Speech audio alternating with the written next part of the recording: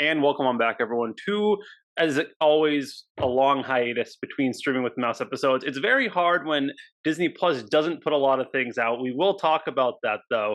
Today, we're going to be talking about The Bad Batch, episodes 3 to 8. So get ready, and you're listening to Streaming with the Mouse.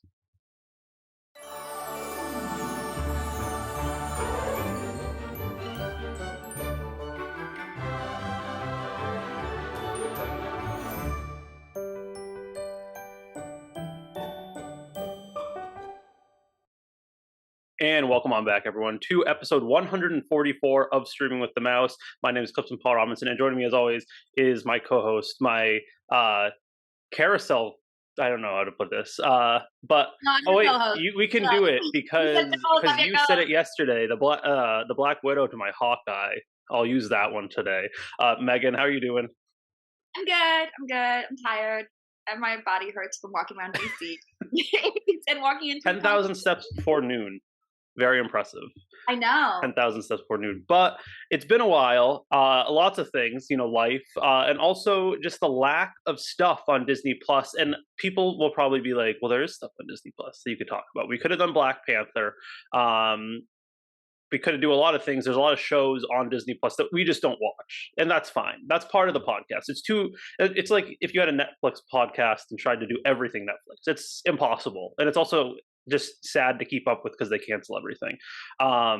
But we're going to be going over episodes 3 through 8 of The Bad Batch. And this is going to be the last time you hear about The Bad Batch, I think, until the end of the show, because coming up we have The Mandalorian season 3, and we're going to have basically the way the next couple of weeks are going to work. You have this episode today.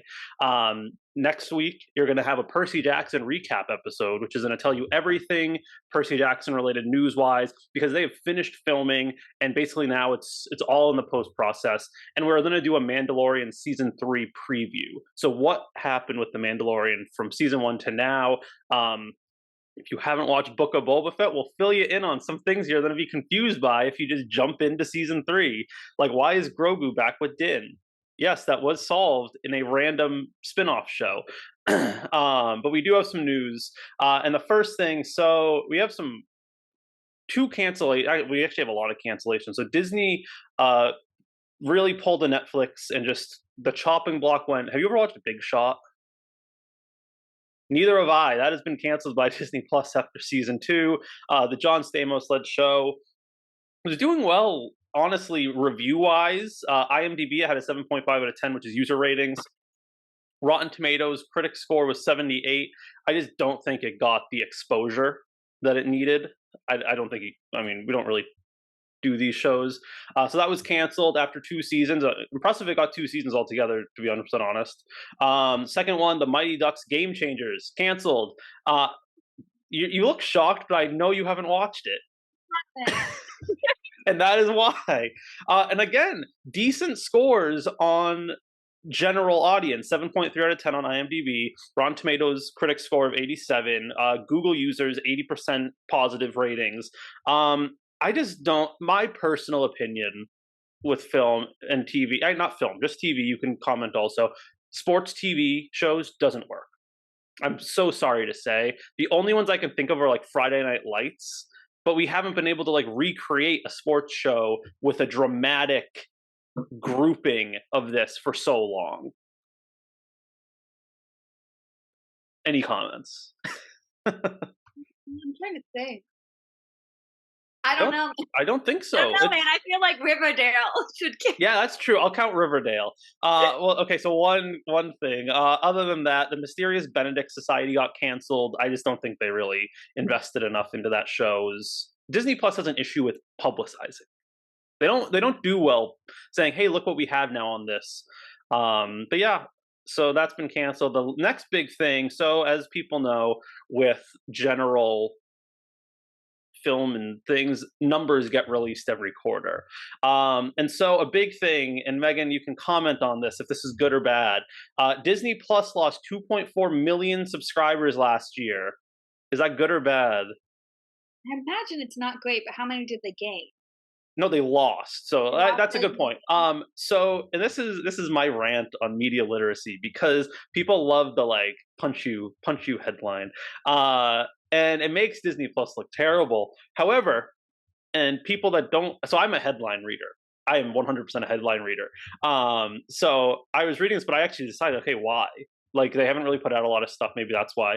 No, it's because they've only lost subscribers in Southeast Asia and India. The United States grew in subscribers, and it's because Disney Plus lost the streaming rights to cricket. So yeah, it makes sense. It makes a ton of sense because cricket is a huge sport in the world, and if you can't watch it, and that might be the only reason you have Disney Plus. That's my rant for the day. Actually, report correctly, media literacy, people. I But mean, it's also on individuals. No offense to you. It's also on absolutely, individuals to, read the articles and not just get the headline and be like, "Oh, look at this." Like, you got to do your own research, and I think I that's blame Twitter. When in doubt, blame Twitter. But 100% Twitter, right? I think it's always been a thing. I oh, could go into as it as I was a history major in college, as Cliff knows, but for the rest of you, so I can go into a rant about all of this. But this has always been a thing. Think about the yellow journalism and all of that, like just the lies there. Like most people would yeah. just see headlines and be like, "Oh my God, they're throwing babies into lava," or like crap like that. So, But go- I digress. We have a bunch of episodes of the Bad Batch to talk about, all very different. So what we're going to do is we're each going to give either a top moment or low moment from each of the episodes. We'll go in order. So starting with the solitary clone, if I can speak. So again, instead of doing 5, 4, 3, 2, 1, it's going to be 1, 1, 1, 1, 1, 1. Yeah. So far and so forth. You're looking at me weird. Um, which way are we going?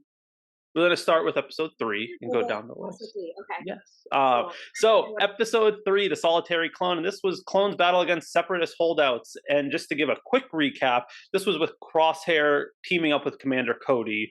First time we see Cody in a long time, and one of the highest ratings, I believe, the second highest rating episode on IMDb of this season of Bad Batch. So go ahead, your top moment from the solitary clone. I didn't put this as my top moment, but obviously seeing Cody again, and seeing Cody like wake up and like be like, "What the hell am I doing?" Um, I really, I missed, and also like the depth that people will go to cover like how they messed up almost. Um, is always just fascinating to see with the Empire. But seeing Cody and like, man, I know he's coming back. I know we're gonna see him again in this And he's season. probably gonna die. And I don't want him to die. I don't want you to say that. Uh,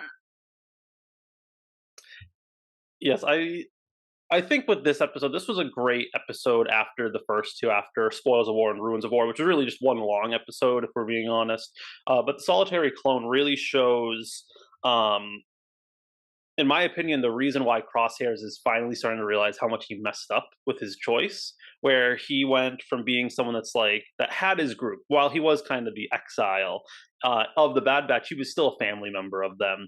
He was still cared about. And now it's nobody because he's the still the odd clone out. He's basically Rampart's dog, and he's really feeling the loneliness of it. And I think where we see this with, it's a great comparison of Crosshair and Cody, where it's kind of like no matter what, no matter where you are at the moment, you still have a choice. And Cody makes his at the end, where Crosshair doesn't. And Cody kind of like tries to get Crosshair to come with them. You're giving me a no. You're giving me a oh shake no, head. I'm sorry. I'm just Oh, playing you're with just playing with your hair. Uh, but Cody tries to give him this opportunity to come with him without fully saying it, and it just doesn't work. And that's the thing where Crosshair digs in. He digs in deeper. Is this the only time we've seen Crosshair? I think is this the only Crosshair episode this season? Which I want more of Crosshair. I was kind of hoping they were going to play out the Cody thing a little bit more. However, something down the line makes me think Crosshair is going to be the overarching villain of now a separate plot point of this. So yes, that's my solitary clone thing. I will say, I was talking about this in a different group chat the other day. I'm very much enjoying this season of Bad Batch. It's much more of a cohesive story with the follow. You're very upset that I'm talking with other people about the Bad Batch. There's a cohesive story here that season one didn't have, and it's mainly because and it took Dave and them a little bit longer to figure out. The Clone Wars was not just about Ahsoka, Anakin, Obi-Wan, and Rex. There were other random, as hello Sirius, as there was random interludes allowed in between where Rebels was a single story, and I think they're finally figuring out Bad Batch needs to be a Rebels-esque single story, which is nice. So I think they found the flow of Bad Batch. Yeah, I agree. Although I am upset that you talk to other people. How dare you have other friends? How dare I have other friends? Most of my facial expressions was because Sirius slowly was coming up to the camera, but did not ever come in. So we're going full pendulum swing Yeah. from second best episode of the show of the season to possibly the worst episode of the entire show, and I faster, where there always has to be some form of pod racer episode in everything Star Wars, and here it I is, faster, where where Sid is in gambling trouble and the batch has to help her not get killed, by having tech race in I a love speed race. I hated this episode. I wanted to turn I it off. I didn't hate it, but my thing that I wrote because I truly couldn't think of much. I wrote, "Now this is pod racing." Like that's all I think that sums up the whole episode. Like, Yes, I that does that really does. I don't think I have anything good to say about this episode. They really tried to make it a tech episode, and it didn't work. They do really well down the line for a tech episode. Um, I don't know. I just think like you've always tried to capture that high of the pod racer I and think never can.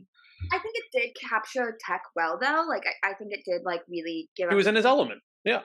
and I just think the episode as a whole, like I think what I feel like this whole idea of filler episodes is stupid because there's no filler episode, right?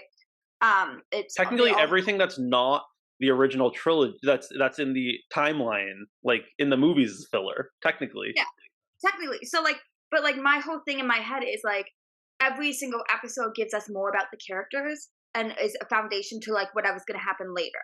Like think about what we thought of filler episodes for this first season where we were like rappers afraid of heights. Like that came in to be a very important detail and they kind of like said it a lot. I think with this, we're really setting it up for something with tech, specifically with how like how his brain works and how he works with others. And I think we saw it in the most recent episode, which we'll get to a little bit more later on. But I think that is kind of what they're highlighting there, story wise. It was an episode. It existed. It was not the worst piece of media I have consumed in recent Oh, what months. would that be? It doesn't matter.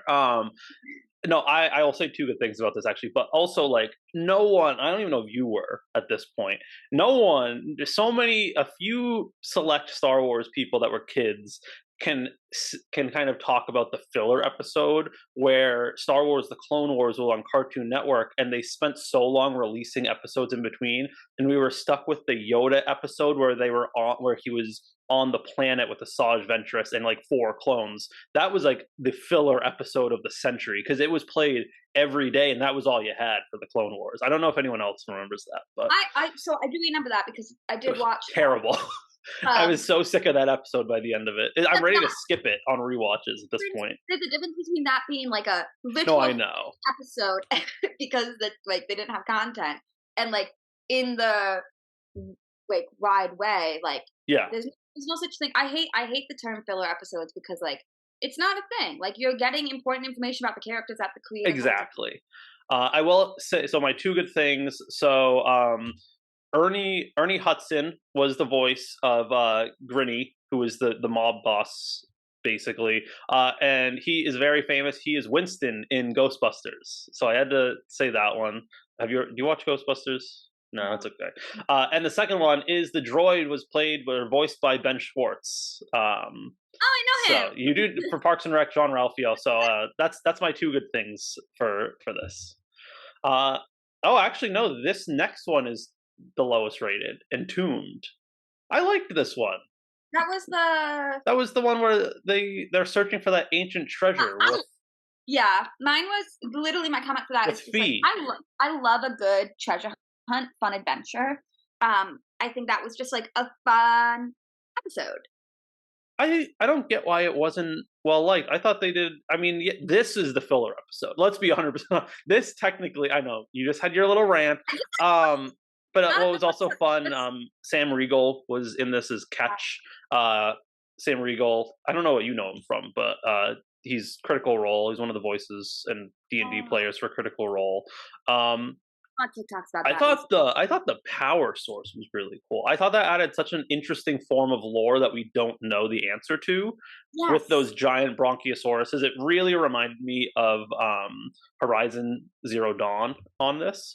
I don't you've never played that video game. It's more recent, but it's like it really reminded me of just like this like ancient lore of like you don't know what tech exists out there from before. So I it's think this interesting thing of it. I don't know why people didn't like this. I think people didn't like Fee is my guess. probably.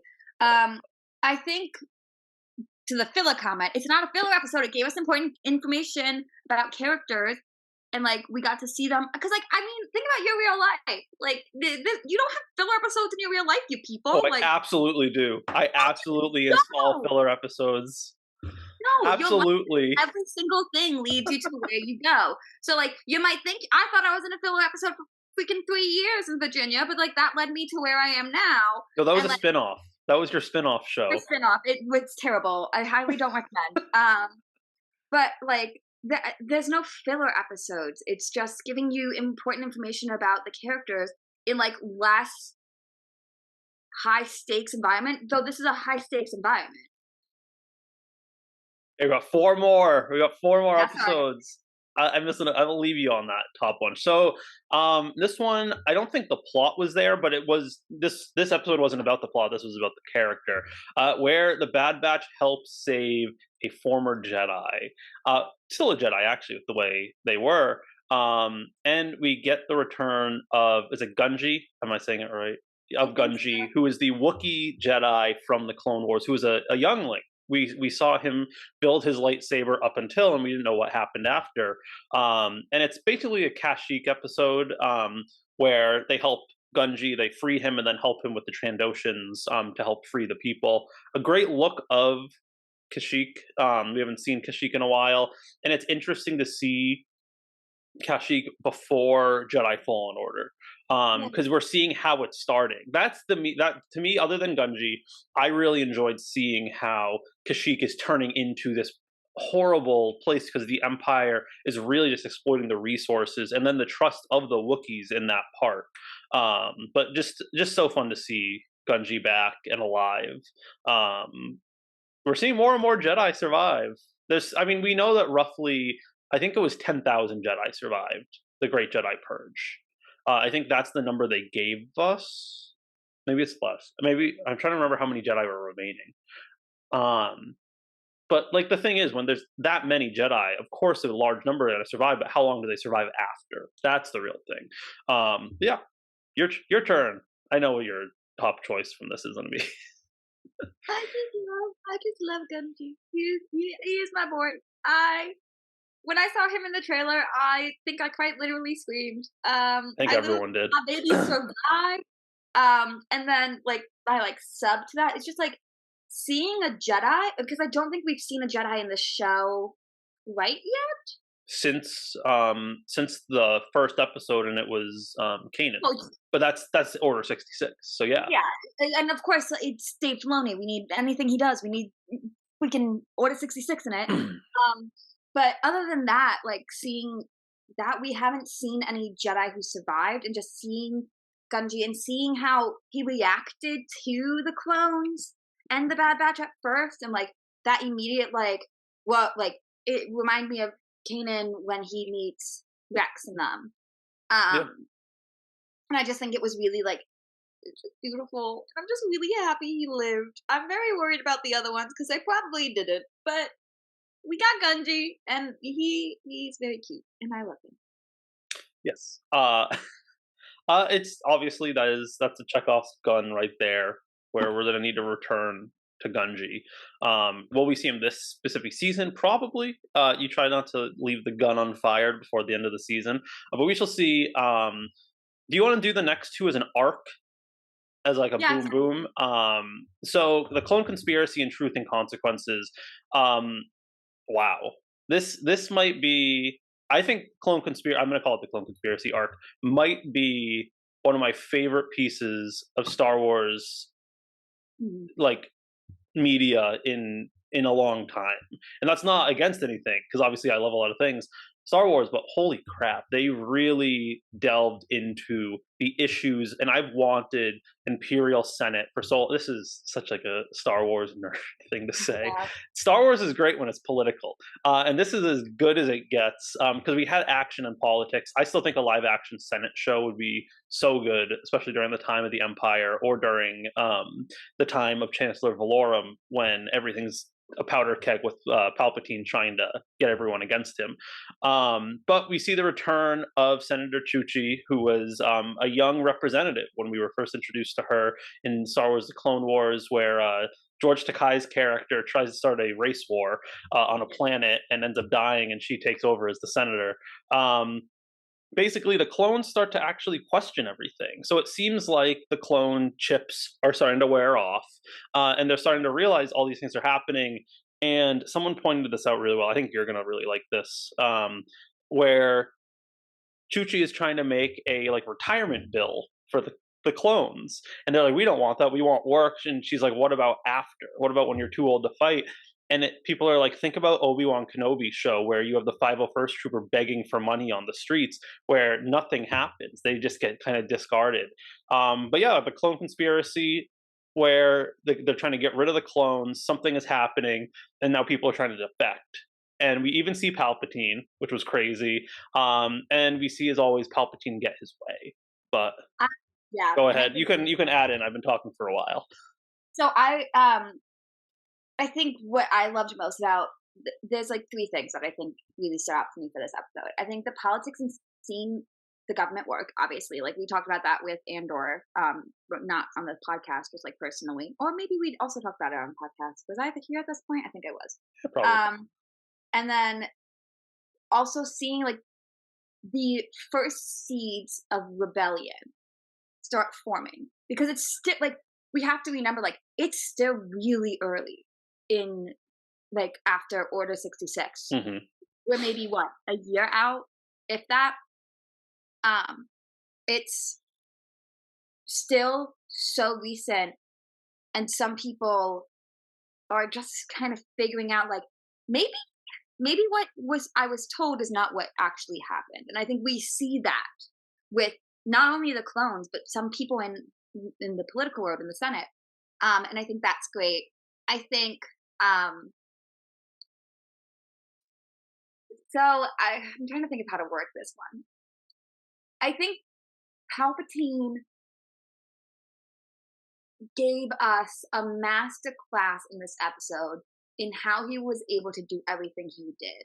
I think no matter which way anything played out, in any single thing that he's done, he always had another way in which he will win, right? And so I think about like it made me think about the prequels and the Clone Wars as a whole. Like if the Republic didn't win, he still won. Well, that's the thing. That was even crazier, and I didn't even think about this. Like, I mean, I think about it back and forth, but it's like every time Dooku and like Master and Apprentice were leaders of both sides, like the face of both sides. And people are talking about the Sith are great at like quiet quitting because they have real jobs as well, and they only work certain times. But it's like every time there was something, Dooku and Palpatine would talk, and Yeah. they'd plan. And this was a game of chess, but it was played by one player. Um, which is so crazy. And like you said, it was planned. I think he was hoping Rampart, because he saw the waning, he saw the risk that they were going to lose that military bill, and then by the way, the military bill was to turn clone troopers into stormtroopers, a new thing. Um, so I lost my train of thought, but I think he was hoping for something to need this, like, oh, the military's going unchecked with these clones, we need a new thing. And this is not the last we've seen of Rampart, not at all. Um, but we're missing one of the most important parts of this episode, though. I am going to use this to show what I wrote. Hold on. Give me one Oh second. boy. I put for my top favorite thing, I put echo and then this emoji if you're watching on YouTube. Just an all caps sobbing The emoji. sad Uh, emoji. I Well, was that two I things though. We're missing two things. Echo should be the last thing. We're missing. We're seeing the beginning of the Death Troopers yeah. with clones that aren't clones that Rex can't recognize. And they're finally going to start working on Exegol and fixing some of the issues and inconsistencies of the sequel trilogy. We know Daisy Ridley's definitely not in talks to come back to Star Wars in very recent future. But she's been at Lucasfilm a few times in the past like month, so people think that they're gearing up for what's next. But yeah, we're seeing the start of new clones, and that's where I think we're going to see Death Troopers, these highly skilled assassins that are completely loyal and serving to the Empire. Now you can talk about Echo, because that's a good way to end for going into the next episode. I just think it's so beautiful that he's going with Rex, and it makes me so sad. And I think especially after this last episode too, like seeing the impact it had on Omega specifically, it's just I love Echo. Is my favorite. I love Echo. I love Echo, and I love Rex. And like, it's like it scares me that he went with Rex a little bit because we know where Rex ends up. We know where Rex ends up and who Rex ends up with. And who's not there with Rex? And who is not there. I want to comment on that though before we go to the last episode, because the thing is, the whole issue with this, and the blame is on the batch. Echo and Omega want to fight. Yeah. The rest of the batch wants to play parent and protector, and I get it. Omega's 13, 14 at this time in the show, but technically she's older. She's the oldest out of, well, maybe not Echo, but she is older than the entire batch. Yeah. So Omega's technically should be at least the, like, at most like the 20th clone ever created, because we know Boba was one. Boba was literally the first one plucked from the cloning chamber, and Omega's part of the Boba Fett batch. I think Echo goes back with the batch. I do. I think by the end of the season we're going to see the batch join the rebellion, because I there's so much time. Wow, Sirius is really hates you this morning. There's only so much time you can't be invested. You can't be involved, and they need to pick a side because Echo already has, and it's driving. And we're finding that Echo is actually a really big part of the glue of the Bad Batch, which is crazy. Last thing I do want to put about this episode, we saw the second ever in show movie appearance of Senator Tyrone Pamlo, who is the senator from Taurus, who is also in one of the senators debating what to do with the plans of the Death Star in Rogue One. So cool to see another face get actually like invested in the Star Wars universe. And she's from Taurus, which Taurus is a major part of Knights of the Old Republic video games. So just cool to see a lot of lore get brought in as well with that. I also think before we move on to the next episode, Yes. also apologies to people who might be like, "What is going on with this We have a random cat. background?" It's Sirius playing with my sweatshirt tie. I was away for the weekend, and now he is very upset. He vomited all over my bed. I had to sleep on a couch a week, so I'm trying Wonderful. to ease him. Anyway, The final I think episode that no, we no, no, I'm not done. I had the actual I thought the comment. cat No, the was cat the wasn't last the comment. actual comment.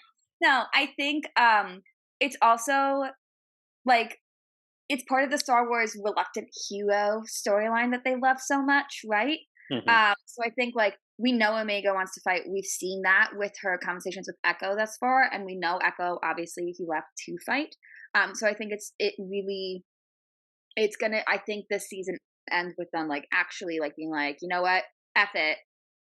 Let's take a stand and do something about it." Um, and I think that's exciting to kind of see come to fruition. Yes, very true. Um, Technically, actually, no, we're not even a year out from Yeah. the Order 66. We're still. I'm on Wikipedia. Wikipedia still says we're in 19 BBY, which is the year. So we're not even a full calendar year of Order 66. Yeah, it's soon, That's really recent, crazy. I think we forget that. Um, Last one, episode 9, The Crossing. I liked this. This is where, and this is where your filler uh, theory goes correct. Where Yes. this was a It's not a episode theory, it's about actually Echo. Um, Worked really well. Basically, they were mining very powerful substances for Sid, uh, because they're all kind of on edge.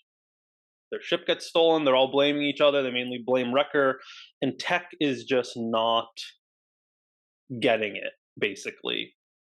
And I think this one, and but the thing is, Tech shows, and basically, um, it was really the way we finally saw Tech kind of talk about his just underlying how he is, and how he's a much more neurodivergent person than comparative to the rest of the batch, which is honestly great for lots of people, probably feeling very seen, because of Tech.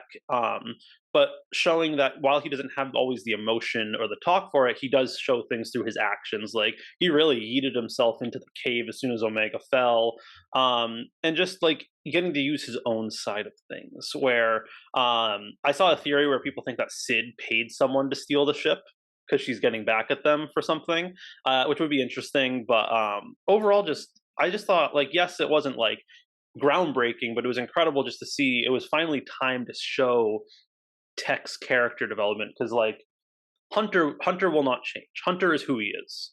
We've seen Wrecker work on his fear of heights. Omega again is just growing as a person. Oh, basically Omega is getting the Ahsoka route, very obviously for just growing as Star Wars. And then and Echo was already a predetermined character. Echo already had development. So we're seeing this, and it's finally it took over a season for Tech to get his spotlight. and I think so that's obviously mine too. And I was talking to my boyfriend about this, specifically, and I think, like, I literally what my comment and, like, what he said too is, like, "Tech is our spectrum king," was just the best way to put it, right? Yes. Because I think and, like, for context for people listening, my older brother is on the lower functioning end of autism. He's verbal, but, like, this, I've just grown up in that environment for my entire life. And I think as somebody who just knows a lot, it was really nice to see that being represented and like the talking about Tech's very logical reason why he's like, we survived without him before. Like, yes, it's sad, but we don't have time to be sad. Like we gotta keep going. Like if I stopped any time I was sad, I wouldn't do things. And I think that is like a very spectrum take um on a thing that won't cause a meltdown, right? Like I think that's I it was just very nice to see. And I think what I like I just really appreciated that and I like seeing Omega be a teenager, for lack of better words, right? Like she is upset. She's upset Tech is leave. It is not Tech. She's upset that Echo left. Like, how can somebody leave me? They're my family. I lost my planet. I don't have a home. My ship was just stolen, which was my home. Like, I have nothing except these people now at this point, and one of them just decided to leave me.